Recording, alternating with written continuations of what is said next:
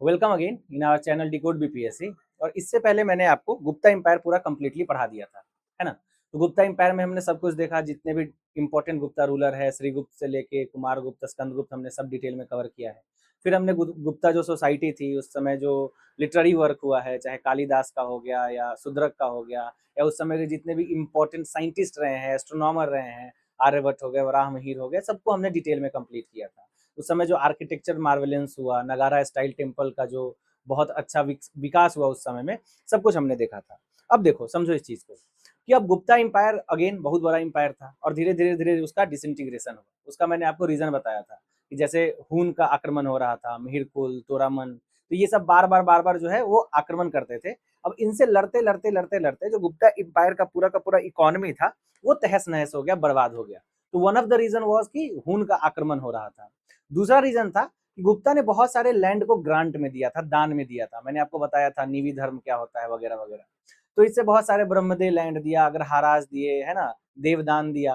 तो उससे क्या हुआ कि सोसाइटी में फ्यूडलिज्म आ गया, सामंतवाद आ गया। और अब ऐसे छोटे छोटे मतलब इंपायर बनने लगे, ऐसे छोटे छोटे किंग्स आने लगे जिनके पास अपना सब कुछ था। उनकी अपनी आर्मी थी, उनका अपना टैक्सेशन का सिस्टम था, सब कुछ था। तो फ्यूडलिज्म जो है वो काफी ग्रो हुआ गुप्ता एम्पायर के डिसइंटीग्रेशन के साथ साथ। और जो नॉर्थ इंडिया है और साउथ इंडिया है, वहां पे अगेन छोटे छोटे बहुत सारे एम्पायर आ गए, बहुत से छोटे छोटे किंगडम आ गए। अभी हम उसी को देखेंगे।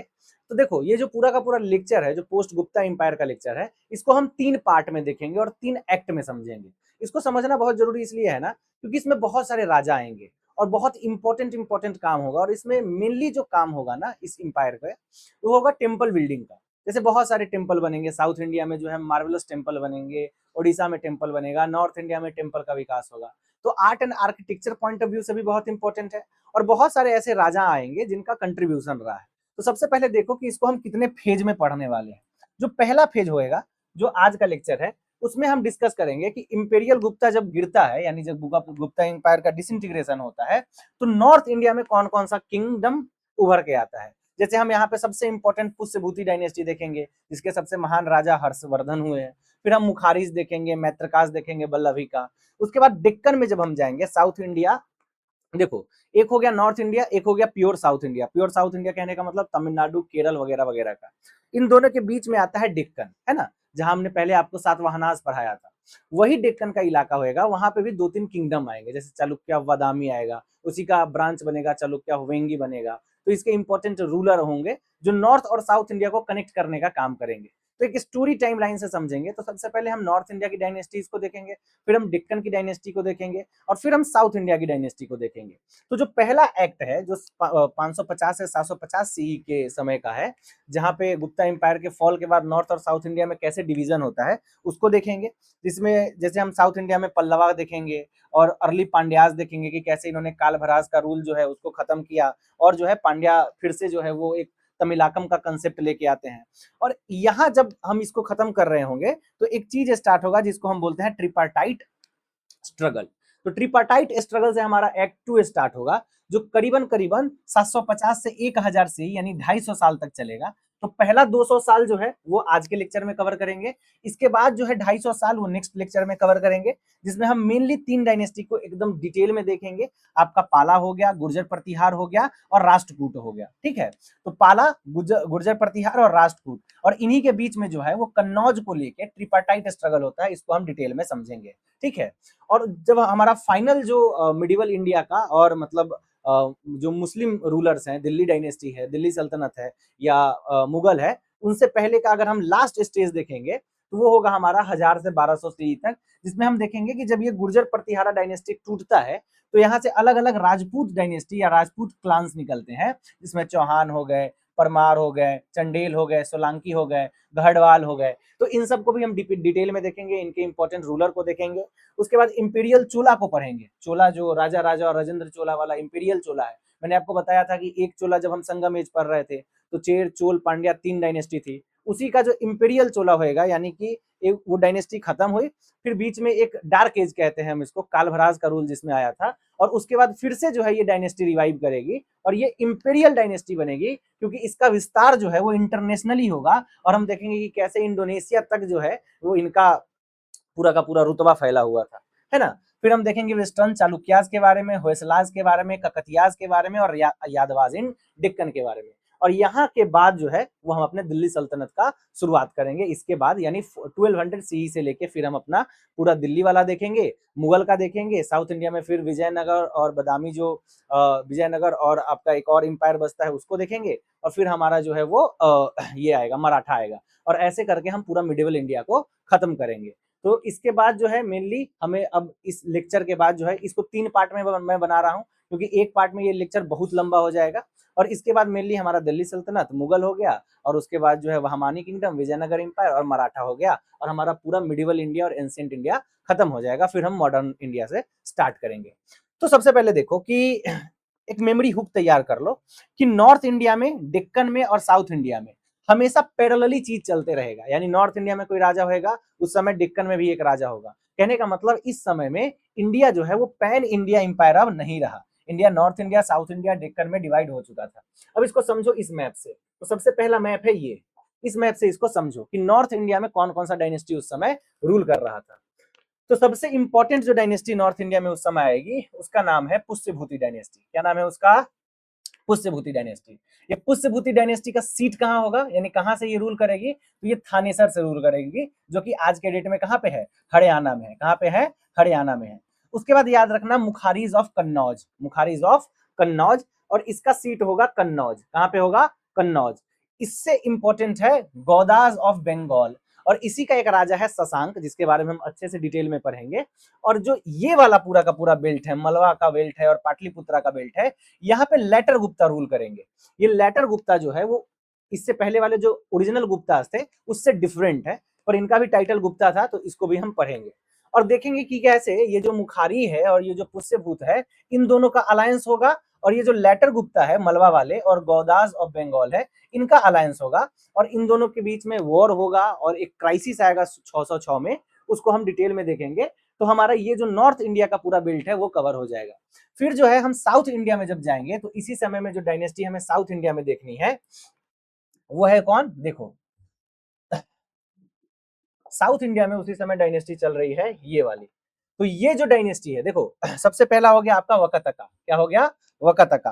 तो जो वकतका है मैंने आपको पढ़ाया था, जब जब मैं आपको गुप्ता पढ़ा रहा था तो गुप्ता में मैंने चंद्रगुप्त द्वितीय के बारे में पढ़ाया था।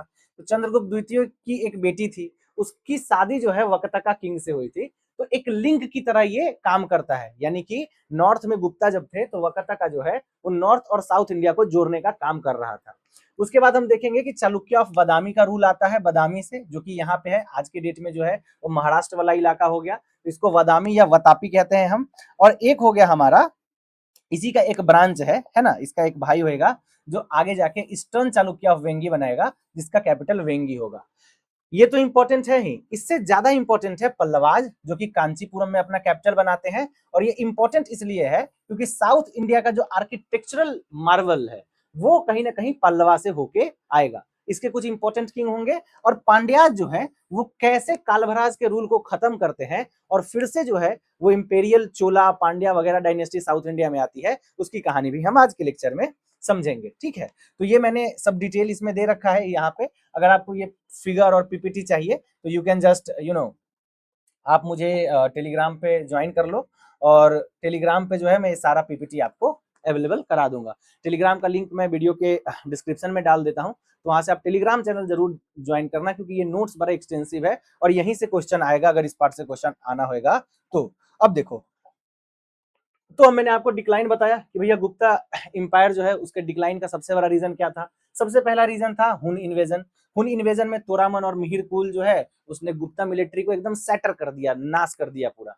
अब मुझे बताओ कि कौन सा गुप्ता रूलर है जो बहुत ज्यादा हुन से लड़ाई करा है, और उसके बारे में एक इंस्क्रिप्शन है जिसपे लिखा हुआ है कि ये बेचारा जो है वो ऐसे जमीन पे, खाली जमीन पे सोता था और हुन से लड़ लड़ के इसने भारत को बचाया, है ना। दूसरा क्वेश्चन बताना कि किसको अटीला ऑफ इंडिया कहा जाता है? कौन सा वैसा हुन राजा है जिसको अटीला ऑफ इंडिया कहते हैं? सारा कॉन्टेक्स्ट मैं आपके प्रीवियस लेक्चर में बता चुका हूं।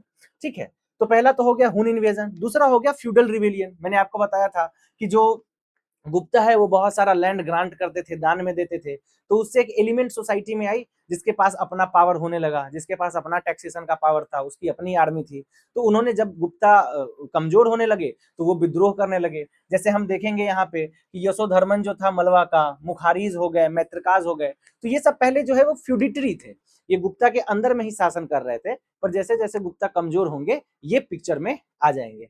इसके बाद हम देखेंगे कि जो गुप्ता के सक्सेसर थे, जैसे पुरुगुप्त हो गया, नरसिम्हगुप्त हो गया, इनमें बहुत ज्यादा मिलिट्री एबिलिटी नहीं थी जो समुद्रगुप्त में थी, जिसको नेपोलियन ऑफ इंडिया कहा जाता है, जिसने 100 युद्ध लड़े। मैंने उसका 5 पॉलिसी भी आपको पढ़ाया था कि कैसे वो जो है अलग अलग राज्यों पे अपना कब्जा जमाते थे।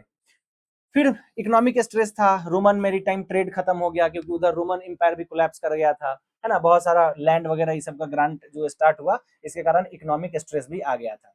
जो सक्सेसर किंगडम नॉर्थ इंडिया में आए उसका नाम यहाँ से रट लो, ठीक है, जो मैंने आपको अभी मैप पे दिखाया है। सबसे पहले मैंने आपको मुखारी दिखाया, तो मुखारी कहाँ पे थे? कन्नौज में। कन्नौज आज कहाँ है? यूपी में है। और एक चीज और यहाँ पे समझो, देखो इससे पहले जो पावर सेंटर था ना, यानी कि हर्षवर्धन से पहले या गुप्ता के समय में, वो पावर सेंटर था पाटलिपुत्रा में। पाटलिपुत्रा में पहले भी पावर सेंटर रहा है मौर्य के समय में। फिर पोस्ट मौर्यन जब हम पढ़ते हैं कुषाण वगैरह इन सब में, तो हमने देखा कि पाटलिपुत्रा से पावर जो है वो हटा, यानी सीट ऑफ पावर वो जो है पाटलिपुत्रा नहीं रहा। फिर हम देखेंगे कि गुप्ता के समय में पाटलिपुत्रा इंपॉर्टेंट होता है, वहीं पे ट्रेड होता है। गुप्ता के बाद जब हम देखेंगे कि जब मेरी टाइम ट्रेड कम हुआ तो अलग अलग जगह पे नई नई सिटी बनी, तो पाटलिपुत्रा से हटके जो सेंटर ऑफ पावर था वो आ गया कन्नौज में, और इसी कन्नौज को लेके आगे लगभग 500 साल तक लड़ाई चलेगी, मारपीट चलेगा, अलग अलग डायनेस्टी लड़ेंगे कन्नौज के लिए। मैत्रकाज आए बल्लभी में, तो इससे इंपॉर्टेंट है मैत्रकाज ऑफ बल्लभी से याद रखना है कि गुजरात में जो बल्लभी यूनिवर्सिटी है, जिसको ऑक्सफोर्ड ऑफ इंडिया कहा जाता है या ऑक्सफोर्ड ऑफ महायान बुद्धिज्म कहा जाता है, वो उसकी नींव जो है मैत्रकाज ने रखी थी। फिर पुष्यभूति अब थानेश्वर आएंगे, और ये जो है ये सबसे बड़ा एम्पायर बनाएगा, और ये जो है पूरे नॉर्थ इंडिया को कंसोलिडेट करेगा अंडर द रूलर हर्षवर्धन, ठीक है। तो हर्षा के अंदर में जो है वो पूरा पंजाब, हरियाणा, यूपी, बिहार सब जो है इसको कंसोलिडेट करेंगे। और एक इंपॉर्टेंट राजा है जिसका नाम है किंग शशांक, जिसको हम गौड़ राजा कहते हैं। ये गौड़ डायनेस्टी बंगाल में है और उसका ये राजा था, और ये बड़ा इंपॉर्टेंट रोल प्ले करता है। और इसके बाद लेटर गुप्ता है जिस जो मलवा और मगध में रूल कर रहा है। तो गुप्ता के डिसइंटीग्रेशन के बाद 3 मेन, है ना, गुप्ता के डिसइंटीग्रेशन के बाद 3 मेन डायनेस्टी आएगी। 3 मेन डायनेस्टी आएगी, कौन कौन, सॉरी 3 मेन डायनेस्टी है, बाकी 5 डायनेस्टी है। मुखारी हो गया, पुष्यभूति हो गया और गौड़ा हो गया। तो मुखारी, मैत्रका, पुष्यभूति, गौड़ा और लेटर गुप्ता मैंने आपको मैप पे दिखा दिया है, इसको ध्यान में रखना। अब आगे की कहानी समझो। सबसे पहले मैंने आपको क्या बताया कि ये है नॉर्थ इंडिया, है ना, ये है साउथ इंडिया, बीच में जो लिंकेज का काम करता है वो है डेक्कन। तो डेक्कन बड़ा इंपॉर्टेंट हो जाता है। तो गुप्ता के समय में जो इस ब्रिजिंग का काम कर रहा था, ये जो ब्रिज का काम कर रहा था, वो था वकतका। कौन था? वकतका।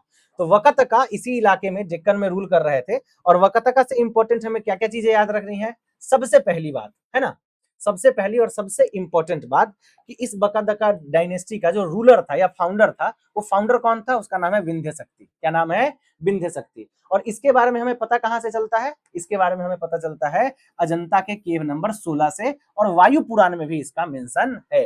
तो वकतका के बारे में हमको कहां से पता चलता है? इस वायु पुराण से, और अजंता का केव नंबर 16 से।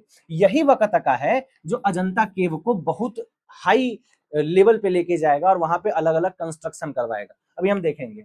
तो फाउंडर कौन है इसका? विंध्य शक्ति। लेकिन फाउंडर से ज्यादा इंपॉर्टेंट क्या होता है? उसका सबसे इंपॉर्टेंट रूलर, है ना, उसका जो एकदम हीरोइक रूलर होगा, जो उस डायनेस्टी के नाम को रोशन करेगा, उसका नाम है परवरा सेन। क्या नाम है उसका? परवरा सेन। और ये ओनली वक्त का रूलर है जिसने टाइटल लिया था सम्राट का, और इसने 4 अश्वमेध यज्ञ भी करवाए थे। तो ये एकदम हीरो, जैसे देखो हर डायनेस्टी का एक हीरो होता है ना, जैसे जब मैं आपको पढ़ा रहा था मौर्याज, तो उसमें चंद्रगुप्त, अशोक, ये 2 हीरो हो गए। जब पोस्ट मौर्य पढ़ा रहा था तो उसमें उसमें सतवाहना पढ़ाया था, उसमें मैंने आपको गौतमी पुत्र शतकर्णी के बारे में पढ़ाया था। फिर कनिष्का के बारे में हम पढ़े थे, जो कुषाण राजा था। तो ये सारे हीरो है अपने अपने डायनेस्टी के। वैसे ही वकतका का अगर कोई हीरो है तो उसका नाम है परवरा सेन। क्यों? क्योंकि इसने सम्राट का टाइटल लिया और 4 अश्वमेध यज्ञ करवाए। इसके बाद जो ये वकतका डायनेस्टी है, ये 2 भागों में टूट जाती है और 2 ब्रांच रूल करने लगते हैं। तो एक ब्रांच है जिसका नाम है नंदीवर्मन ब्रांच, और एक ब्रांच का नाम है वत्सगुल्मा ब्रांच। तो एक का नाम है नंदीवर्मन, दूसरे का नाम है वत्सगुल्मा। इसी नंदीवर्मन ब्रांच का एक राजा है जिसका नाम है रुद्रसेन टू। क्या नाम है? रुद्रसेन टू। और उसकी शादी किससे हुई थी? प्रभावती गुप्ता से। तो इसकी शादी हुई थी प्रभावती गुप्ता से। और ये प्रभावती गुप्ता कौन है? ये चंद्रगुप्त द्वितीय की बेटी हैं। और इन्होंने क्या किया, जो मैंने आपको बताया था कि रुद्रसेन टू की मृत्यु हो जाती है, तो ये जो है एज अ रीजेंट, यानी इनके बेटे उस समय छोटे थे, तो उनके नाम पे ये रूल करना स्टार्ट करती है। और इससे हमको देखने को मिलता है कि जो गुप्ता का इन्फ्लुएंस है वो पूरे डेक्कन पे फैला हुआ था। तो इसीलिए ये इंपॉर्टेंट है। अगर क्वेश्चन पूछ दे कि रुद्रसेन टू जो है वो किस डायनेस्टी से है, तो वकतका इंपायर से है। और वकतका में भी किस ब्रांच से है? तो नंदीवर्मन ब्रांच से है। दूसरा ब्रांच कौन है? वत्सगुमला ब्रांच। इंपॉर्टेंट क्यों है? क्योंकि इस समय जो है इन्होंने प्रकृत लिटरेचर को काफी फ्लरिश किया और बड़ा इंपॉर्टेंट काम भी हुआ है इसमें, अभी हम देखेंगे। जैसे कि हरिसेन जो था वो मिनिस्टर था वराहदेव का। हरिसेन का एक मिनिस्टर था जिसका नाम था वराहदेव, और उसने जो है बहुत सारे वर्क लिखे थे, जिसमें एक बहुत इंपॉर्टेंट पोएम है जिसका नाम है सेतु बंधा। क्या नाम है? सेतु बंधा। तो ये जो हरिसेन का एक मिनिस्टर है, ये हरिसेन कौन है? ये हरिसेन जो है वो इसी डायनेस्टी का रूलर है, और इसने किताब लिखी सेतु बंधा। और फिर जो है हम देखेंगे कि प्रभावती गुप्ता जो है वो वैष्णविज्म को जो है वो डेक्कन में प्रमोट करती है, और विष्णु जी का पूजा बहुत ज्यादा यहाँ पे स्टार्ट होता है। तो इस डायनेस्टी से हमारा टेक अवे क्या है? सबसे पहला फाउंडर कौन है? विंध्य शक्ति। कितने पार्ट में टूटा? 2 पार्ट में। एक पार्ट को क्या बोलते हैं? नंदीवर्मन ब्रांच। दूसरे को क्या बोलते हैं? वत्सगुमला ब्रांच। सबसे स्टार रूलर कौन है? उसका नाम है प्रवरा सेन। और बस, इससे ज्यादा कुछ नहीं, है ना। अब देखो, अब हम आते हैं अपने नॉर्थ इंडिया के इंपायर नंबर 1 पे। अब हम पहले क्या करेंगे, एक एक करके सारे इंपायर को देखेंगे। पहले हम देख लिए, अभी वकतका को देख लिए। वकतका इंपॉर्टेंट है, उसमें मैंने आपको इंपॉर्टेंट रूलर बता दिया। इसके बाद हम मुखारी देखेंगे, मैत्रिकास देखेंगे, पुष्यभूति देखेंगे, गौदा देखेंगे और लेटर गुप्ता देखेंगे। जब हम ये पांचों इंपायर को पढ़ लेंगे थोड़ा सा, और पता चल जाएगा कि कौन सा रूलर कौन से इंपायर का है, तो वहां से हमें आइडिया मिल जाएगा कि अब क्या होने वाला है और किस किस के बीच में क्लैश होगा। और फिर हम एक बैटल ऑफ नर्मदा, जिसको मैं क्लैश ऑफ टाइटन्स कहता हूं, वो भी पढ़ेंगे। और तब हमें कॉन्टेक्स्ट समझ में आएगा कि पूरे इंडिया में हो क्या रहा है। तो नॉर्थ इंडिया का मेजर जो डायनेस्टी है उसको पहले देख लेते हैं। तो अब डायनेस्टी नंबर 1 आओ, कौन है? मुखारीज। कहां पे इनका सीट था? कन्नौज में। कन्नौज को और क्या बोलते हैं? कान्यकुब्ज। क्या बोलते हैं? कान्यकुब्ज। तो इनिशियली ये मुखारी कौन थे? ये गुप्ताज के फ्यूडिटरी थे, लेकिन जैसे जैसे गुप्ता वीक होते गए, इन्होंने अपना जो कंट्रोल है वो असर्ट करना स्टार्ट करा, अपनी सोवरेनिटी असर्ट करनी स्टार्ट करी, और ये जो है वो इंपॉर्टेंट बन गए। इसका इंपॉर्टेंट रूलर है जिसका नाम है ईशान वर्मन। क्या नाम है? ईशान वर्मन। तो ये पहला इंडिपेंडेंट रूलर था, और इसने टाइटल लिया महाराजा धीराज का। और इसने जो है गौदाज से लड़ाई करी। मैंने आपको बताया था कि एक साइड हो गया मुखारी और हो गया पुष्यभूति, ये दोनों एक साइड हो गए, और एक साइड हो गया लेटर गुप्ता एलजी, अब प्लस में गौदा। तो ये जो है, ये दोनों जो है वो वेस्टर्न इंडिया के, और ये दोनों जो है वो ईस्टर्न इंडिया के, और दोनों में क्लैश चलेगा, मारपीट चलेगा। इसी मारपीट में क्या होता है कि इसका एक राजा है जिसका नाम है ग्राहवर्मन, और ये इंपॉर्टेंट है, अब ध्यान से कहानी सुनो। तो इनका एक राजा है जिसका नाम है ग्राहवर्मन। इसकी शादी होती है राजश्री से। ये राजश्री कौन है?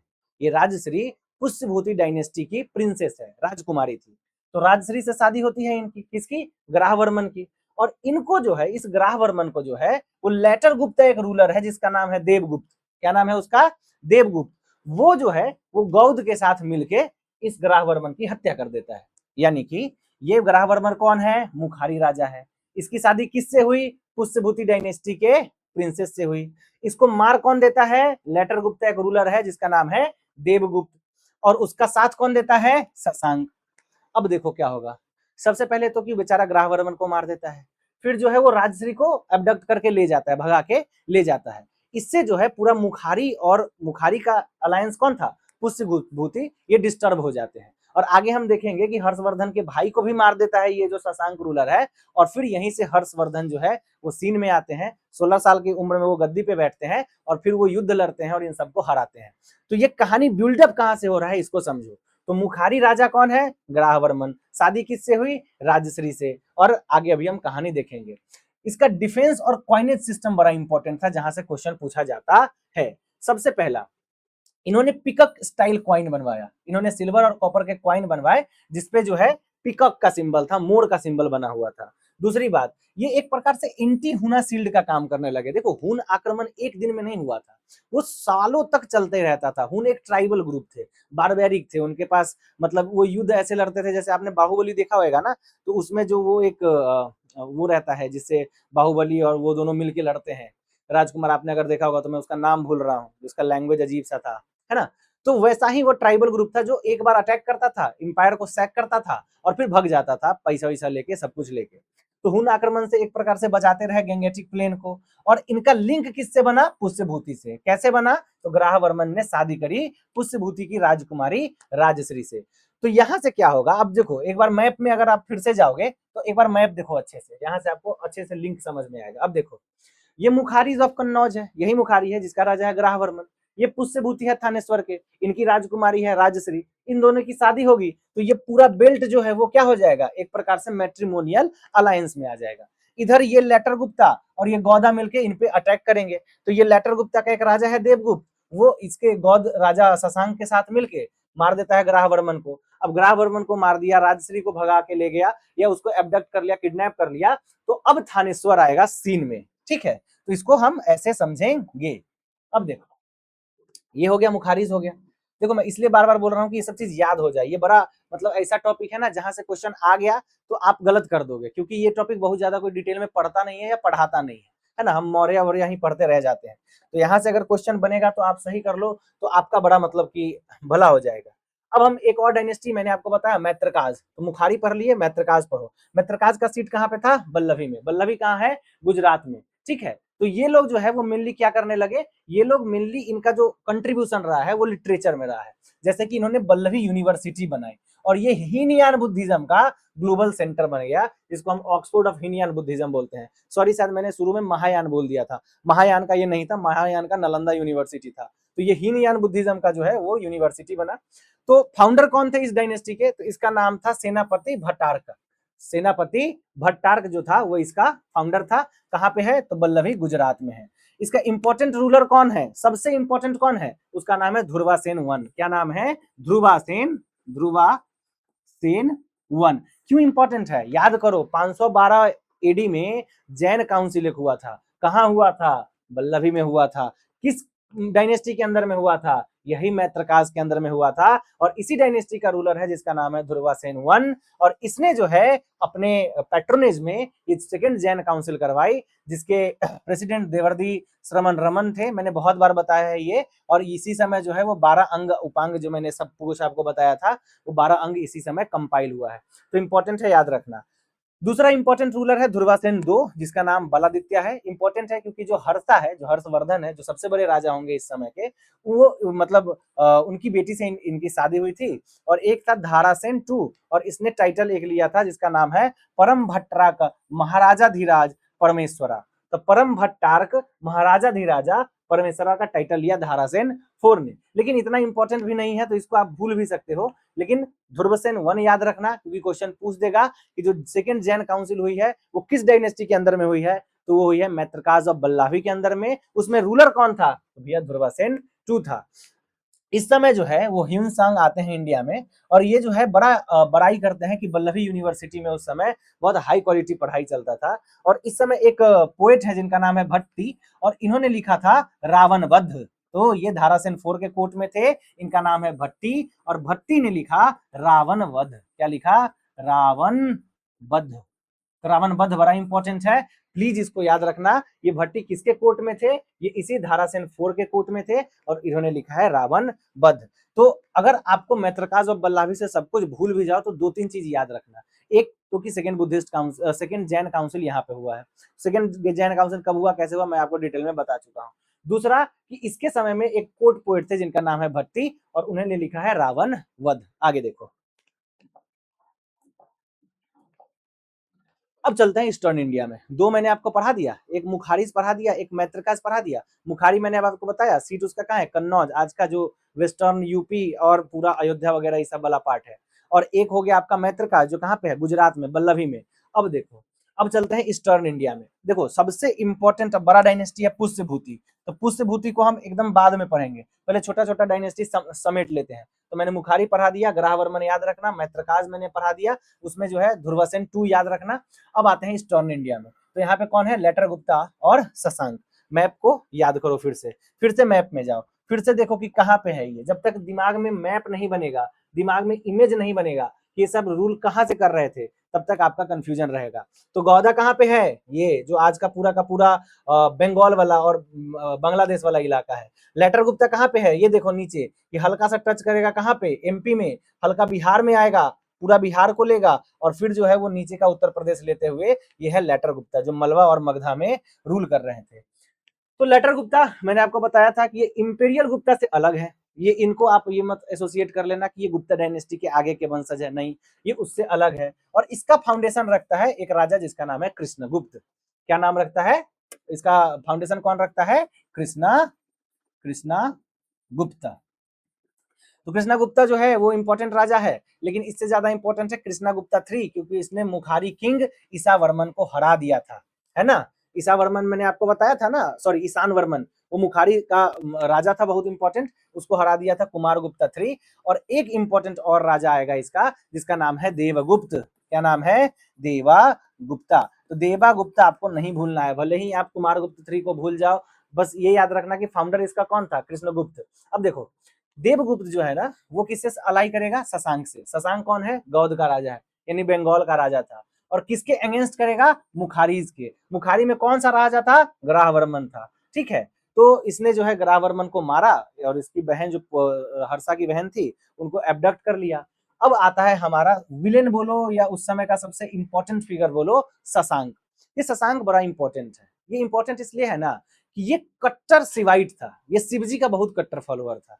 और इतना कट्टर फॉलोअर था शिव जी का कि इसने बुद्ध धर्म के खिलाफ जो है अपना पूरा मोर्चा खोल दिया। और हिन सिंह जो है या जुंग यांग जिनको हम कहते हैं, ये बताता है पहली बात तो इसने नालंदा महाविहार को जो है नष्ट करने की कोशिश की। नालंदा को सिर्फ बख्तियार खिलजी ही डिस्ट्रॉय नहीं करा है, उससे पहले भी 2 रूलर मैंने आपको बताए थे कि एक हुन जब आक्रमण हुआ था तब नालंदा भी महाविहार को खत्म करने की कोशिश करी गई थी। और एक जो है ये शशांक है, ये शशांक नालंदा महाविहार पे अटैक कर देगा। और वहां पे ये कहा जाता है कि इसने बोधि ट्री को काट के गंगा नदी में फेंक दिया था। तो ये क्वेश्चन भी आ चुका है बीपीएससी में कि बोधि ट्री जो आज है वो कौन से जनरेशन का बोधि ट्री है, क्योंकि शशांक जो है वो ओरिजिनल बोधि ट्री को काट के फेंक दिया है। तो ये शशांक बड़ा इंपॉर्टेंट है। इसका कैपिटल जो है वो कर्ण सुवर्णा था, जो आज का मुर्शिदाबाद है बंगाल में। और ये पहला सोवरेन राजा बना बंगाल का। इससे पहले बंगाल जो है वो हमेशा मगध एम्पायर में आ जाता था या पाटलिपुत्रा के इन्फ्लुएंस में आ जाता था, उतना चर्चा में नहीं रहता था। तो पहला जो इंपॉर्टेंट एम्पायर बनाएगा बंगाल में वो कौन है? शशांक। कौन राजा है? गौड़ा डायनेस्टी का। अब देखो ये इस क्या करता है? यही देवगुप्त है, मैंने आपको बताया ये देवगुप्त है, ये लेटर गुप्ता है रूलर। और इससे अलायंस कर लेता है और ये जो है मार देता है ग्राहवर्मन को और राज्यवर्धन 2 को। ये राज्यवर्धन कौन है? ये पुष्यभूति डायनेस्टी का जो रूलर है उसका बेटा है और हर्षवर्धन का बड़ा भाई है। अभी हम देखेंगे, इस कहानी को कनेक्ट करके आपको मैं समझाऊंगा, है ना। फिर इसका खत्म होता है, डेथ होता है और बंगाल में जो है वो मत्स्य न्याय फैल जाता है। वो मैं पढ़ाऊंगा जब पाला पढ़ाऊंगा कि कैसे गोपाला का जब सिलेक्शन होता है। तो बंगाल में उस समय ले मार काट, तो बड़ी मछली छोटी मछली को खा रही है, इस फिलॉसफी से सब लोग रूल कर रहे थे। Will understand that. अब आते हैं हम अपने सबसे जो हम जिसको बोलते हैं ना इंपॉर्टेंट स्लाइड या सबसे इंपॉर्टेंट पिक्चर जो उस समय चल रहा है सिनेमेटिक यूनिवर्स में, उसमें, और वो है पुष्यभूति एंड क्राइसिस ऑफ 606। अब हुआ क्या, याद करो। एक आदमी है जिसका नाम है देवगुप्त, ये लेटर गुप्ता रूलर है। एक का नाम है शशांक, ये दोनों मिल जाता है। मार किसको देता है? मुखारी का एक राजा है जिसका नाम है ग्राहवर्मन। और ये पुष्यभूति डायनेस्टी है, मैंने आपको बताया था थानेश्वर वाला। इसका कैपिटल कहाँ पे है? थानेश्वर। कहाँ पे है? थानेश्वर। थानेश्वर कहाँ पे भैया? हरियाणा में है। इसका फाउंडर कौन है? और बीपीएससी इससे क्वेश्चन पूछ चुकी है कि पुष्यभूति डायनेस्टी का फाउंडर कौन है। उसका नाम है प्रभाकर वर्धन। क्या नाम है? प्रभाकर वर्धन। तो प्रभाकर वर्धन जो है वो राजा है किसका? पुष्यभूति डायनेस्टी का। ये जो है पैरामाउंट किंग है और ये टाइटल लेता है महाराजा धीराज का, यानी अपना एक सोवरेन एम्पायर बनाता है। इसको एक और टर्म कहा जाता है, यानी कि जो बाणभट्ट है, अभी पढ़ाऊंगा बाणभट्ट के बारे में। तो बाणभट्ट जो है वो एक किताब लिखते हैं हर्ष चरित्र। तो हर्ष चरिता में वो कहते हैं कि ये जो प्रभाकर वर्धन है, इनको एक टाइटल देते हैं लायन टू हुना डियर, यानी जो हुन आक्रमण हो रहा था उसको हुन को वो बताते हैं कि ये सब डियर है और ये जो प्रभाकर वर्धन है वो शेर है जो इनका शिकार करते हैं। तो इसको हुना हरिन केसरी कहा जाता था। हुना हरिन केसरी। तो हुना हरिन केसरी किसको कहा जाता था? प्रभाकर वर्धन को। तो एक क्वेश्चन सबसे important, who is the founder of Pushyabhuti dynasty? Prabhakar Vardhan. Where was the seat of Pushyabhuti dynasty? Initially कहां था? थानेश्वर में। अब हुआ क्या, समझो। मैंने आपको बताया था एक मुखारी किंग, नाम क्या है, ग्राहवर्मन। शादी किससे होती है, इसी प्रभाकर वर्धन की बेटी राजश्री से। किससे, प्रभाकर वर्धन की बेटी राजश्री से। इसको मार कौन देता है, एक लेटर गुप्ता रूलर है देवगुप्त और गौदा रूलर है शशांक। अब क्या होता है कि इसने जो है ग्राहवर्मन को तो मार दिया, पर बाद में अब क्या होगा कि इसका भाई जो है, मतलब ऑब्वियसली इसका जो साला होगा उसका नाम है राजवर्धन, जो राजश्री का भाई है, बड़ा भाई, वो क्या है, वो देवगुप्त को जाता है हराने और हरा देता है, लेकिन इसको धोखे से शशांक मार देता है। इसको एकदम धोखा देके ट्रेचरसली जो है वो शशांक मार देता है, और इससे जो है एक पॉलिटिकल क्राइसिस बन जाती है। अब राजवर्धन जो है बेचारे ये भी मर गए, प्रभाकर वर्धन की मृत्यु हो चुकी है। अब इनका एक भाई है, इस राज्यवर्धन का एक भाई है, और प्रभाकर वर्धन का छोटा बेटा है जिसका नाम है हर्षा या हर्षवर्धन। ये हर्षवर्धन 16 साल की उम्र में बेचारे को गद्दी संभालनी पड़ती है। अब इसका सबसे इंपॉर्टेंट काम था कि अपने भाई की मृत्यु का बदला लेना, यानी शशांक को मारना दौड़ा के, और दूसरा था कि इसकी बहन जो है राजश्री, वो उसको उठा के ले गया था। और उसके बाद कहा जाता है कि जो राजश्री है वो वहां से छूट के भागी, और जो विंध्या का जंगल है वहां पे बेचारी जाके सती करने वाली थी, तो लास्ट मोमेंट में हर्षवर्धन वहां पहुंचते हैं और अपनी बहन को जो है बचाते हैं, और लास्ट में जो है वो शशांक को हराते हैं, गौदा को हराते हैं, और यहाँ से जो है वो एक प्रकार से नॉर्थ इंडिया में एक इंपायर आता है जो हर्षवर्धन के अंदर में कंसोलिडेट करेगा। तो एम्परर हर्षवर्धन का बैकग्राउंड समझ में आया, नहीं आया तो एक बार वीडियो को और देखो, मैं एक बार और बता देता हूँ। 3-4 पावर सेंटर है, मुखारी हो गया, लेटर गुप्ता हो गया, शशांक गौदा रूलर शशांक हो गया, मुखारी और पुष्यभूति यानी हर्षवर्धन वाला जो इंपायर है उसमें अलायंस होगा, और लेटर गुप्ता और गौदा में अलायंस होगा। उसके बाद ग्राहवर्मन को मार देता है, कौन मार देता है, देवगुप्त और शशांक मिलके, और राज्यवर्धन को भी मार देता है। बाद में जो है बदला लेते हैं कौन, हमारे हर्षवर्धन।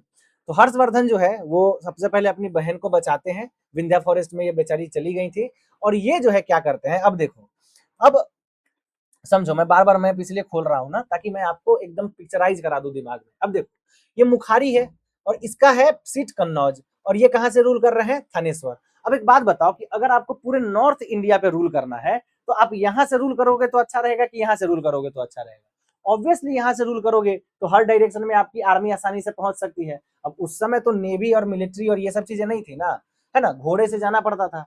तो अब देखो, थानेश्वर में इनका सीट था किसका, पुष्यभूति का। इसके राजा कौन बने, हर्षवर्धन। अब हर्षवर्धन जो है वो मुखारी का राजा, ग्राहवर्मन मर चुका है, तो यहाँ पे एक पॉलिटिकल क्राइसिस आ जाती है, क्योंकि राजश्री का कोई बेटा नहीं था, तो यहाँ पे पॉलिटिकल क्राइसिस आ गई। तो यहाँ के जो बड़े बड़े लोग थे इन्होंने कहा हर्षवर्धन को, एक काम करो, आप मुखारी कन्नौज से रूल करना स्टार्ट करो। तो हर्षवर्धन थानेश्वर से कैपिटल शिफ्ट करके कहाँ ले आएंगे, कन्नौज में। और कन्नौज मैंने आपको बताया कि बहुत समय तक सेंटर ऑफ पावर रहा है, तो इसको समझना बहुत जरूरी था हमारे लिए। अब कुछ नहीं है लेक्चर में, जो हमारा मेन कहानी था, जो एक फिल्मी कहानी था, वो समझ चुके हैं। अब बस देखते जाओ। तो सबसे पहला हर्षा ईयर, कहने का मतलब मैंने आपको बताया, जब भी कोई इंपॉर्टेंट राजा गद्दी पे बैठता है तो अपने कोरोनेशन के समय से वो एक संवत स्टार्ट करता है, एक नया कैलेंडर स्टार्ट करता है। तो इससे पहले कौन कौन सा कैलेंडर मैं आपको पढ़ा चुका हूँ, याद करो। मैंने आपको शक कैलेंडर पढ़ाया था, मैंने उससे पहले आपको विक्रम संवत पढ़ाया था, वैसे ही हर्ष संवत की शुरुआत होगी। कब होगी, 606 से। 606 में क्या हुआ, इन्होंने ये राजगद्दी पे बैठे,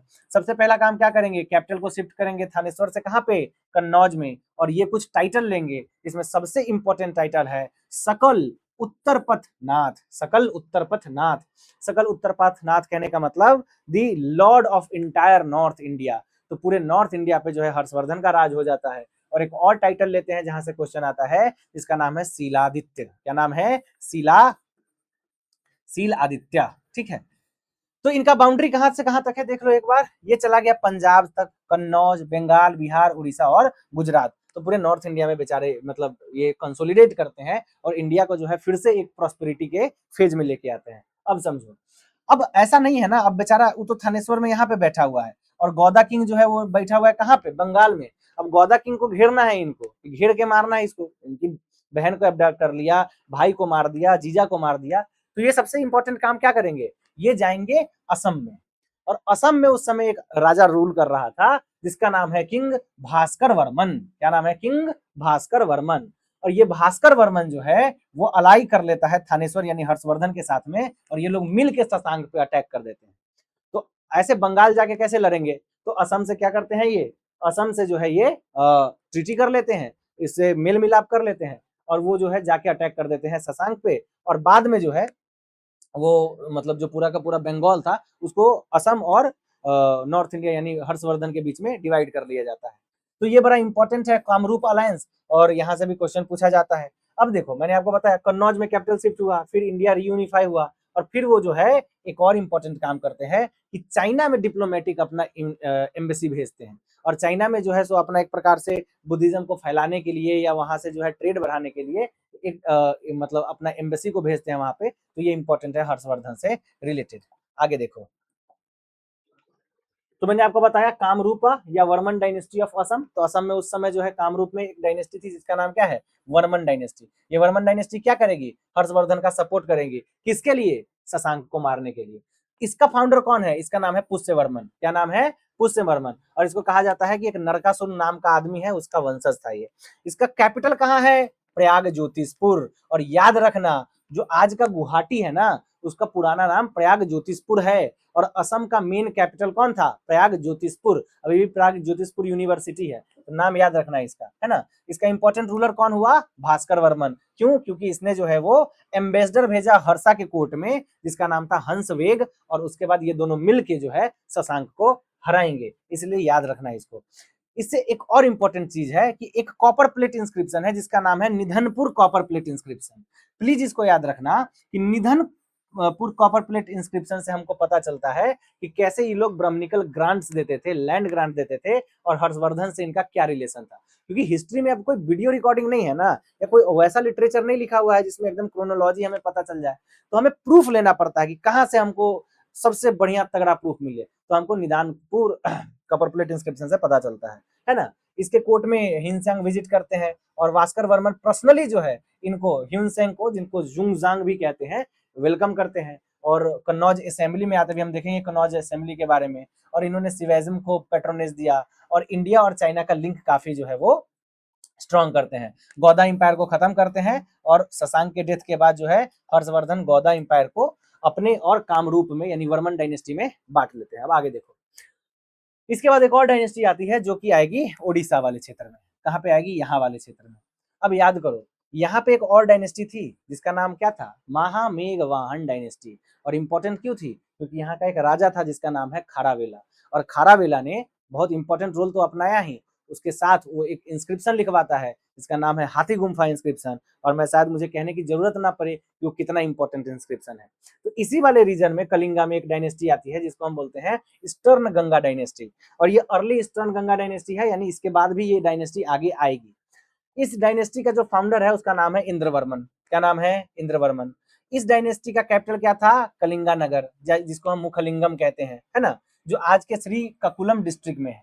तो कलिंगा नगर में इसका कैपिटल था। और इसने एक टाइटल लिया था जिसका नाम है त्रिकलिंगाधिपति। इसका नाम है त्रिकलिंगाधिपति, यानी तीनों कलिंगा के मालिक।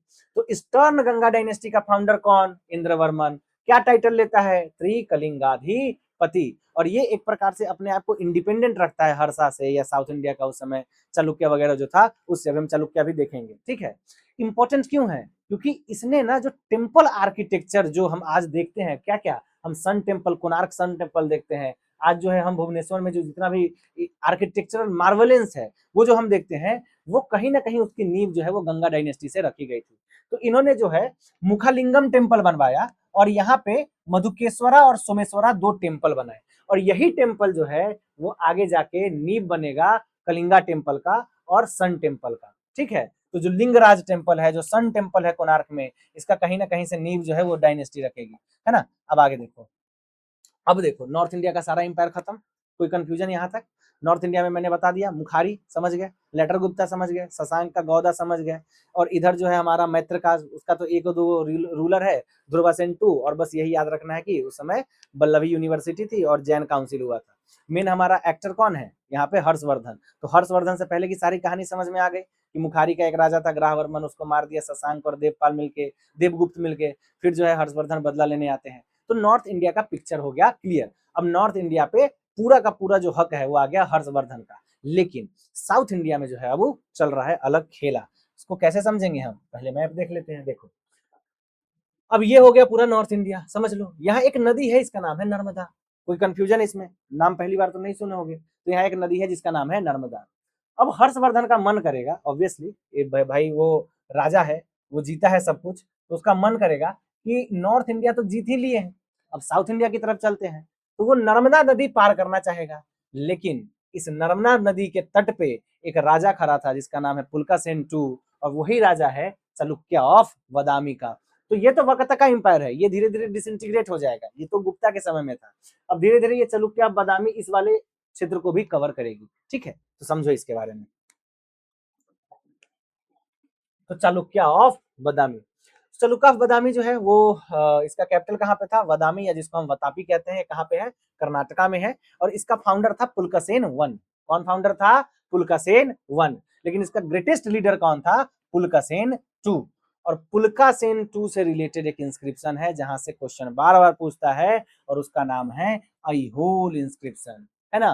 तो पुलकासेन से रिलेटेड इंस्क्रिप्शन कौन है? अईहोल इंस्क्रिप्शन। और इसमें हमको पता चलता है इस पूरे वॉर के बारे में जो मैं आपको आगे पढ़ाने वाला हूँ।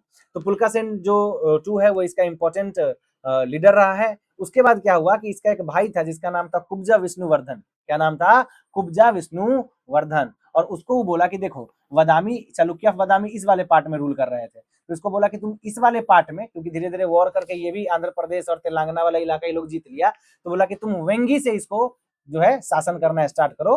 तो एक और ब्रांच बनेगा चालुक्य का जिसका नाम है चालुक्य ऑफ वेंगी। ठीक, अब देखो राजा उजा तो हो गया, तो चालुक्य ऑफ बादामी का सबसे इंपॉर्टेंट राजा कौन है? पुलकासेन टू। तो बड़ा मतलब इजी भी है। फाउंडर कौन है? पुलकासेन वन। सबसे इंपॉर्टेंट राजा Pulakeshin two. Pulakeshin two important क्यों है? क्योंकि एक इंस्क्रिप्शन है जिसका नाम है अईहोल इंस्क्रिप्शन। इसको लिखा है कौन? रविकृति। ये रविकृति कौन था? कोर्ट पोएट था। अब ये लिखता है क्या कि ये जो पुलकासेन टू है इसने हर्षवर्धन को हरा दिया।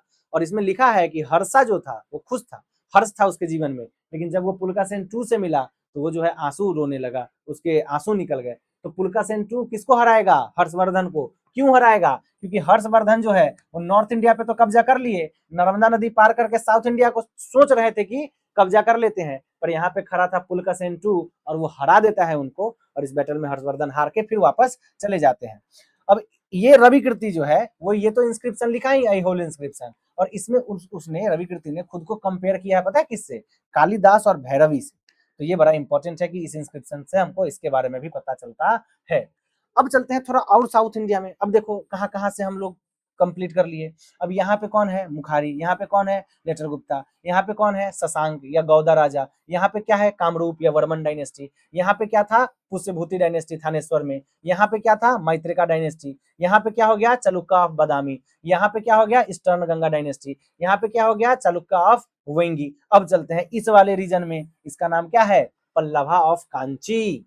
पल्लवा ऑफ कांची। मैप फिर से देखो, बिना मैप देखे नहीं समझ में आएगा। तो इस वाले रीजन में ये क्या हो गया? पल्लवाज का रीजन हो गया। अब इस रीजन में एक डायनेस्टी होगी जिसको हम बोलेंगे पल्लवाज ऑफ कांची। अब देखो, तो इसका कैपिटल कहाँ था? कांची था। कांची कहाँ था? देख लिया आपने। अब इसका सबसे इंपॉर्टेंट रूलर जो है उसका नाम है महेंद्र वर्मन वन। और यूपीएससी इससे पहले भी इससे क्वेश्चन पूछ चुकी है कि महेंद्र वर्मन वन जो है इसको एक विचित्र राजा कहते थे हम। तो वो विचित्र रचित राजा था, ये एकदम थोड़ा अलग टाइप का राजा था। इसने एक सटायरिकल कॉमेडी लिखी जिसका नाम है मता विलास प्रहसना।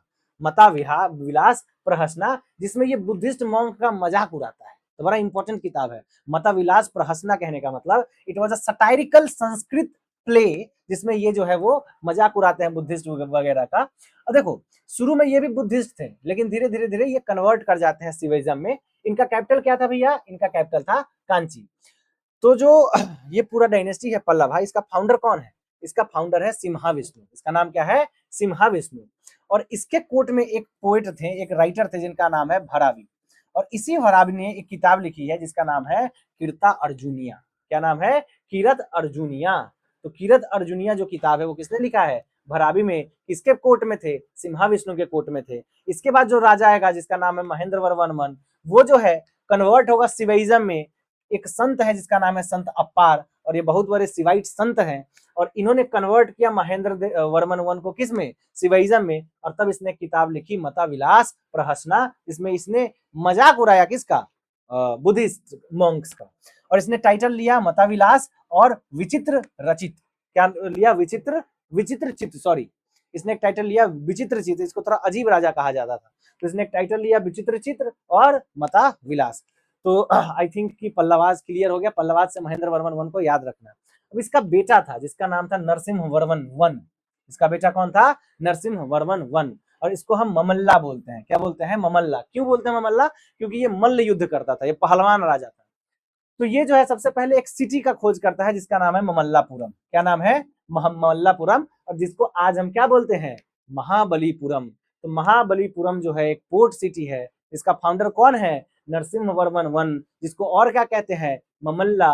तो ममल्ला ने अपने नाम से ममल्लापुरम की नींव रखी, और ये बड़ा इंपॉर्टेंट रूलर है क्योंकि इसने जो है मोनोलिथिक पंचरथ बनवाया था, और एक ही पहाड़ को काट के रथ के शेप में बनवाया था, जहां पे हमको डिसेंट ऑफ गंगा का एक स्कल्पचर मिलता है और अर्जुना के पिनांस का एक स्कल्पचर मिलता है। तो ये बहुत इंपॉर्टेंट है, प्लीज इसको याद रखना कि जो पल्लवा ऑफ कांची है उसका फाउंडर कौन, सिम्हा विष्णु। उसके बाद महेंद्र वर्मन वन, क्यों इंपॉर्टेंट है, किताब लिखा है मताविलास प्रहसना, क्या है ये, मैंने आपको बताया सटायरिकल कॉमेडी है। उसके बाद नरसिंह वर्मन वन, और इससे रिलेटेड और एक चीज है कि मैंने आपको बताया था कि हर्षवर्धन जो है वो नर्मदा नदी पार करके जाएगा, तो उसको हराएगा कौन, पुलकासेन टू, और इस पुलकासेन टू को हराएगा कौन, नरसिम्हा वर्मन वन। और सिर्फ हराएगा ही नहीं, मार देगा जान से, और पूरे के पूरे जो चालुक्य किंगडम है, बादामी है, उसको प्लंडर करेगा, लूट लेगा। तो ये बहुत इंपॉर्टेंट है, याद रखना इसको।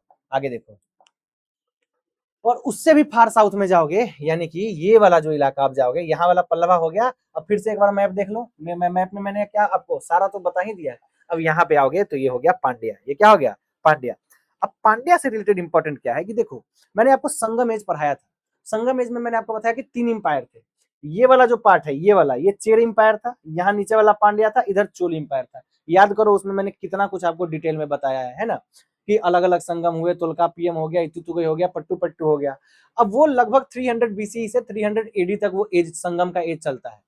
और 300 एसी यानी 300 ईसा पूर्व, ईसा मसीह के जन्म के बाद जो है, यहाँ पे एक कालभराज नाम का जो है वो ट्राइबल ग्रुप रहता था, तो उसने अटैक करना स्टार्ट किया और ये पूरा किंगडम को तहस नहस कर दिया, खत्म कर दिया।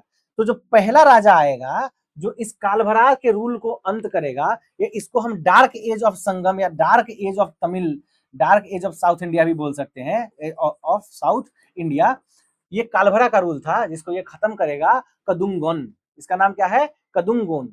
तो कदुंगन जो है वो पांड्या रूलर है, और वो सबसे पहले क्या करेगा, ये कालभरा के रूल से आजाद करेगा, लिबरेट करेगा। इसके बाद एक और इंपॉर्टेंट रूलर है जिसका नाम है अरिकेश्वरी मारावर्मन, और इसी अरिकेश्वरी मारावर्मन को हम कुन पांड्या कहते हैं, क्या कहते हैं, कुन पांड्यन कहते हैं। और यहाँ से क्वेश्चन बार बार पूछा जाता है कि कुन पांड्यन जो है वो किस पांड्या रूलर को कहते हैं, कुन पांड्यन। कुन पांड्यन का टाइटल या ऑल्सो नोन एज कुल पांड्यन अरिकेश्वरी मारा वर्मन, और इसके कोर्ट में राजसिम्हा वन थे, सॉरी इसका जो नेक्स्ट रूलर हुआ वो राजसिम्हा वन आया, वरागुना वन आया, और इसने जो है वो अपना एम्पायर को पूरा बढ़ा के कावेरी डेल्टा तक लेके गया। यहाँ से एक इंपॉर्टेंट कॉपर प्लेट इंस्क्रिप्शन है जिसका नाम है वेल्विकुदी कॉपर प्लेट इंस्क्रिप्शन, और इसी वेल्विकुदी कॉपर प्लेट इंस्क्रिप्शन से हमें पता चलता है कि कालभरा का रूल कैसे खत्म हुआ, और पांड्या ने फिर से जो एक संगम एज का एक हम कह सकते हैं कि इथोस था, एक उसका जो संस्कार था उसको रीएस्टेब्लिश किया, कौन, पांड्या रूलर। तो कालभरा के रूल को अंत कौन करेगा, कदुंगन। इंपॉर्टेंट रूलर कौन है इसका, अरिकेश्वरी मारावर्मन, जिसको हम और क्या कहते हैं, कुन पांड्या कहते हैं। तो इस डार्क एज को खत्म करता है, और वेल्विकुदी कॉपर प्लेट इंस्क्रिप्शन बड़ा इंपॉर्टेंट है, याद रखना। अब आ जाओ क्लैश ऑफ टाइटन्स पे। क्लैश ऑफ टाइटन्स यानी the great 7th century clash of titan. War होगा किसके किसके बीच में, नर्मदा वॉर, किसके किसके बीच में, हर्षा। अब देखो, अब पूरा कॉन्टेक्स्ट क्लियर है, अब यहाँ तक आपको सारा इंपायर समझ में आ गया, मुखारी आ गया, मैत्रिकाज आ गया, गौदा आ गया, शशांक जो गौदा वाला था, लेटर गुप्ता आ गए, है ना। उसके बाद हम ईस्टर्न गंगा डायनेस्टी ओडिशा में चले जाओ, फिर मैंने आपको बताया चालुक्य ऑफ वेदामी, चालुक्य ऑफ वेंगी। अब नीचे आ जाओ कौन, पल्लवा ऑफ कांची खत्म, पांड्या खत्म। अब समझो कि वॉर किस किस के बीच में हो रहा है। तो क्लैश ऑफ टाइटन किस किस के बीच में हुआ, पहला पहला सीन याद करो, नर्मदा जो है उस नदी को पार कौन करना चाहते थे, हर्षवर्धन, तो इन्होंने इन्वेड किया डेक्कन को। पुलका सेन टू जो है वहां पे नर्मदा पे खड़ा था एकदम बढ़िया हाथी घोड़ा लेके, और इसको हरा देता है। रिजल्ट क्या होता है, जो नर्मदा है वो बाउंड्री बन जाती है नॉर्थ इंडिया और साउथ इंडिया के बीच में, और नर्मदा के ऊपर जो है हर्षवर्धन का एम्पायर, नर्मदा के नीचे साउथ इंडियन एम्पायर। और इसके बारे में हमको कहाँ से पता चलता है, आई होल इंस्क्रिप्शन से, जहां पे रवि कीर्ति क्या बताते हैं, Harsha joy melted away by fear. तो पुलका सेन के डर से जो हर्षा का खुशी था वो खत्म हो गया। अब जिसको जो जैसा करता है उसके साथ वैसा होता है। अब इस पुलका सेन टू का लड़ाई होगा किससे, पल्लवा ऑफ कांची से। इसी पल्लवा ऑफ कांची का रूलर कौन है, नरसिम्हा वर्मन वन यानी ममल्ला। अब ममल्ला है तो उसका शरीर एकदम बढ़िया पहलवान जैसा था, वो तो खुद जो है मल्ल युद्ध लड़ता था। तो वो मार देता है पुलका सेन टू को और पूरा वतापी को लूट के खत्म कर देता है ना। और जब ये वतापी को खत्म करता है तो एक टाइटल लेता है जिसका नाम है वतापी कोंडा, द कंकरर ऑफ वतापी। तो पूरा कॉन्टेक्स्ट क्लियर है कि वतापी कोंडा का टाइटल क्यों लेगा, क्योंकि ये वतापी को खत्म कर देता है। कौन, नरसिम्हा वर्मन वन, जिसको हम ममल्ल बोलते हैं, और इसने सिटी बनाई थी जिसका नाम है ममल्लापुरम। सो हर्षा को स्टॉप कौन करता है, पुलका सेन टू। पुलका सेन टू को मारता कौन है, पल्लवा रूलर ममल्ला, है ना। आगे देखो, अब हर्षा के थोड़ा गवर्नेंस और एडमिनिस्ट्रेशन को पढ़ लेते हैं। भैया हर्षा बहुत इंपॉर्टेंट रूलर रहा है, तो उसने पूरे नॉर्थ इंडिया को कंसोलिडेट किया, तो इसका एडमिनिस्ट्रेशन कैसा था उसको हम देख लेते हैं। देखो कोई भी राजा महान, मैंने आपको बार बार बताया है कि राजा महान क्यों होता है, अशोक महान क्यों था, है ना। अशोक इतना बड़ा राजा कैसे बन गया, कनिष्का इतना इंपॉर्टेंट क्यों है ना, समुद्रगुप्त इतना इंपॉर्टेंट क्यों है, चंद्रगुप्त इतना इंपॉर्टेंट क्यों है। मैंने आपको बताया था कि समुद्रगुप्त 100 लड़ाई लड़ता है लेकिन अपना इमेज बनवाता है बिना बजाते हुए।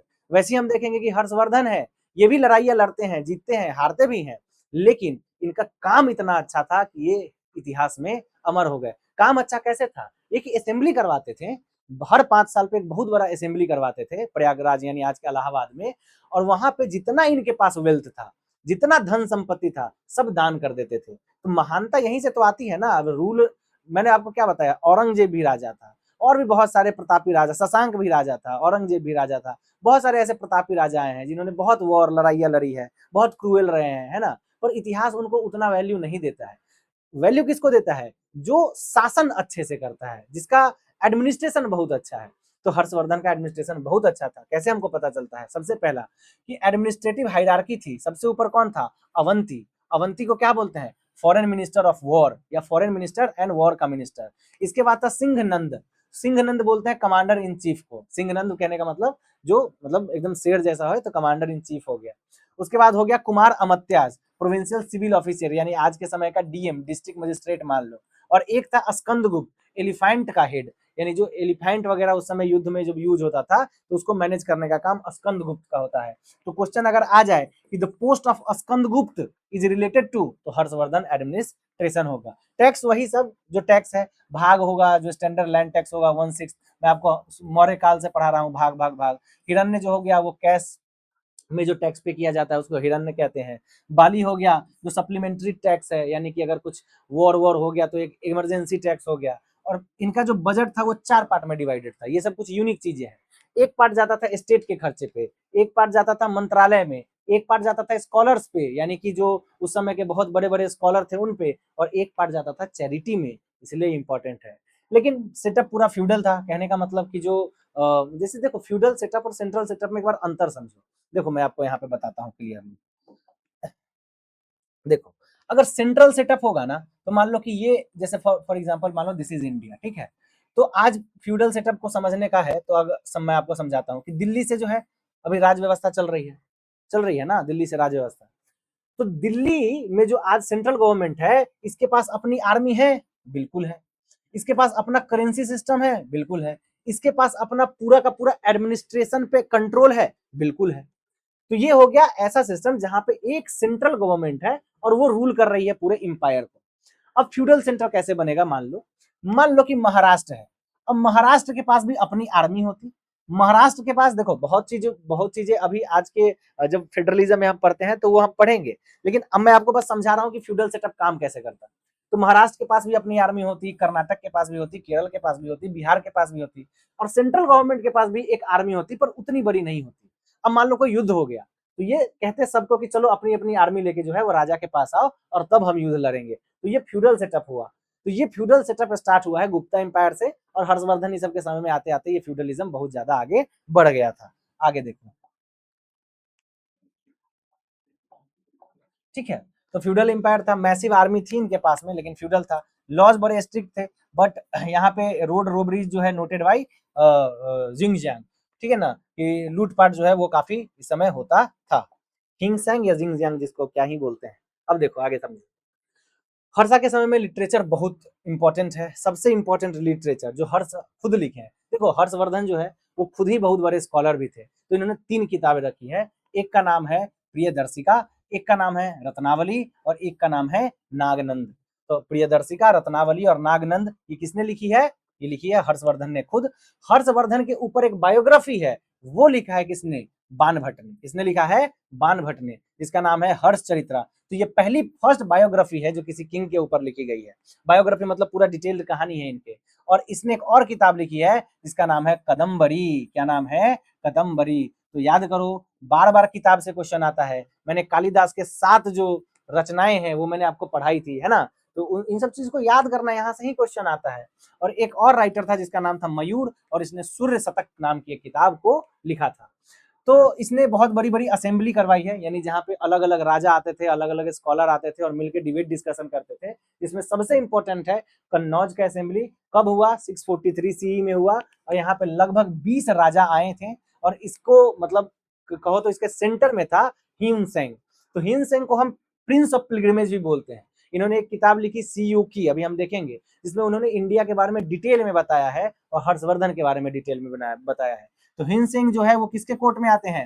हर्षवर्धन के कोर्ट में आते हैं। और एक और इंपॉर्टेंट परिषद हुआ जिसका नाम है प्रयाग महामोक्ष परिषद, और इसी में हर 5 साल पे जो है हर्षा अपना सारा संपत्ति दान में दे देते थे, है ना। तो ये बहुत इंपॉर्टेंट है, सारा किताब उताब याद रखना, यहाँ से क्वेश्चन आता है। यही हिनसेंग है जिसको हम जुंगजियांग भी बोलते हैं। इसको और कहा क्या जाता है? Prince of pilgrimage. क्यों? क्योंकि ये लगभग 16 साल इंडिया में घूमते हैं और यहाँ के सोशल कंडीशन के बारे में, नालंदा महाविहार के बारे में और हर्षा के एम्पायर के बारे में अपने किताब सी यू की में बताते हैं। सी यू की कहने का मतलब होता है the records of western region. तो ये 16 साल तक, एकदम याद रखना, 16 साल तक पूरे इंडिया का भ्रमण करते हैं और डिटेल इंस्क्रिप्शन देते हैं, डिटेल बताते हैं कि क्या हो रहा था। इसने योगाकारा फिलोसफी पढ़ी नालंदा यूनिवर्सिटी में, उस समय वहां के चांसलर सीलभद्र थे। तो बड़ा इंपॉर्टेंट है। अभी मैं आपको नालंदा पढ़ाऊंगा तो उसमें जैसे अतिशा दीपांकर हो गए, सीलभद्र हो गए, तो ये इंपॉर्टेंट स्कॉलर हुए हैं नालंदा से रिलेटेड, इसको ध्यान में रखना है। उसके बाद देखो, इसने कुछ बताया, कुछ ऑब्जर्वेशंस दिए। जैसे मैंने आपको एक फाहायन का ऑब्जर्वेशन बताया था कि फाहायन बताता है कि चंडाल का स्थिति बहुत खराब था। वैसे ही जो हिंसांग है, ये 4 ऑब्जर्वेशन इंपॉर्टेंट देते हैं। पहला, कि वर्ण सिस्टम जो है वो थोड़ा सा कम रिजिड हुआ, और ये कहा गया कि जो शूद्र थे, जो पहले मतलब लो क्लास के, लोअर कास्ट के लोग थे, इनको अब देखा गया कि वो किसानी करने लगे और वो एग्रीकल्चरिस्ट बन गए फॉर द फर्स्ट टाइम। दूसरा, इन्होंने देखा कि अगेन चंडाल की स्थिति बहुत खराब है, इनको सिटी के बाहर रखा जाता था, जब ये आते थे तो इनके गले में पट्टा डाला जाता था। इकोनॉमी जो है उस समय बार्टर सिस्टम और काउरी इसका बहुत ज्यादा, कौड़ी जानते हो ना, कौड़ी मतलब एकदम छोटा करेंसी यूनिट होता है, और बार्टर सिस्टम जो है उससे जो है वो पूरा इकोनॉमी चल रहा था। कहने का मतलब क्या हो गया कि एक डाउनफॉल इकोनॉमी में देखने को मिला है। गुप्ता इंपायर में हमने देखा कि कितना भारी मात्रा में सोने का सिक्का, है ना, बयान गोल्ड होर्ड याद करो, 1800 कुछ सिक्का हमको मिला है। इस समय में बहुत ज्यादा सोने का सिक्का वगैरह नहीं चलता था, कौड़ी चलता था और बार्टर सिस्टम से ट्रेड होता था। सती प्रथा जो है वो बड़ा प्रिविलेंट हो गया था, और हर्षवर्धन की माँ यशोमती, इन्होंने सती कर लिया था जब इनके पिता प्रभाकर वर्धन का डेथ हुआ, है ना। तो ये सब इंपॉर्टेंट है। नालंदा महाविहार हो गया, सीट ऑफ महायाना बुद्धिज्म हो गया। इसका फाउंडर कौन था? याद करो, नालंदा महाविहार बहुत इंपॉर्टेंट है। इसका फाउंडर है कुमारगुप्त वन, लेकिन इसको पेट्रोनेज अलग अलग राजाओं ने दिया है। ऐसे ही इतना बड़ा महाविहार नहीं बन गया। कुमारगुप्त वन इसको बनवाते हैं, पर इस पे काम बहुत सारे राजा करते हैं। तो इसको बनवाता कौन है? कुमार गुप्त वन। लेकिन इसको पैट्रोनेज कौन देता है? सबसे पहले हर्षा यानी हर्षवर्धन। उसके बाद कौन देगा? पाल राजा। पाल में कौन? गोपाल, धर्मपाल, ये सब। अभी मैं नेक्स्ट जब त्रिपाठाइट स्ट्रगल पढ़ाऊंगा तो पाला डायनेस्टी पढ़ाऊंगा। तो पाला रूलर जो है इसको बहुत ज्यादा पैट्रोनेज देता है। उसके बाद हमको देखने को मिलता है कि एक बलपुत्र देव नाम का राजा है सुमात्रा का, ये कहता है कि भैया हमको जो है यहाँ पे मोनेस्ट्री बनवाने दो। तो इसको 5 विलेज जो है वो ग्रांट में दे दिया जाता है कि जाओ तुम यहाँ पे मोनेस्ट्री वगैरह बनवाओ, ठीक है। तो देवपाल देता है, वो कल हम पाला जब डायनेस्टी पढ़ेंगे तो उसको हम देखेंगे, बलपुत्र देव वगैरह से एसोसिएशन। इंपॉर्टेंट स्कॉलर नागार्जुन है, वासुबंधु है, धर्मपाल है, सीलभद्र है और अतिशा दीपांकर है। तो क्वेश्चन अगर आ गया कि Nagarjuna, Vasubandhu, Atisha Dipankara, Shilabhadra are associated with, तो नालंदा महाविहार, है ना। यहाँ पे एक लाइब्रेरी था जो कहा जाता है कि 9 तल्ले का, 9 मंजिला लाइब्रेरी था और इसमें 3 टावर थे। एक का नाम था रत्न सागर, इसका एक का नाम था रत्नोदधि और एक का नाम था रत्न रंजक। तो ट्रिपल आर से याद रखना, ये क्या है, धर्मगंज लाइब्रेरी है। लाइब्रेरी का नाम क्या है, धर्मगंज, और इसके 3 टावर है, एक का नाम है रत्न सागर, एक का नाम है रत्नोदधि और एक का नाम है रत्न रंजक। और इसको डिस्ट्रॉय किसने किया, बख्तियार खिलजी में। बख्तियार खिलजी क्या पहला ऐसा मतलब रूलर था या जो भी आक्रमणकारी था जो जिसने नालंदा महाविहार को डिस्ट्रॉय करने की कोशिश करी, नहीं। इससे पहले भी हुन आक्रमण में खत्म हुआ है और शशांक ने खत्म करने की कोशिश करी है। तो यहीं तक रखते हैं आज के लेक्चर को। आई थिंक कि पहले यहाँ तक अच्छे से रिवाइज कर लो सारा जो मैंने आपको डायनेस्टी वगैरह इन सब का लिंकेज बताया है। मुखारी हो गया, मैत्रका हो गया और लेटर गुप्ता हो गया, शशांक गौदा राजा हो गया, फिर मैंने आपको चालुक्य, बदामी, वेंगी, पल्लवा, पांड्याज और ये सब पढ़ाए हैं। तो आई थिंक कि इसका एसोसिएशन अच्छे से बन गया होगा आपके दिमाग में और ये बड़ा इंपॉर्टेंट है। बिना इस एसोसिएशन के समझ में नहीं आएगा आपको ये चैप्टर। और इसके बाद कल के क्लास में हम ट्रिपाटाइट स्ट्रगल को पढ़ेंगे और कोशिश करेंगे कि हम लेक्चर को 3 पार्ट में खत्म करें आराम से, ठीक है। तो अगर यहाँ तक आपने वीडियो देखा है तो thanks for watching this lecture. और अगर आपको वीडियो पसंद आया है तो प्लीज लाइक कर दे, सब्सक्राइब कर दे चैनल को, ताकि मैं ऐसा वीडियो और आपके लिए लेके आता रहूँ। Thank you.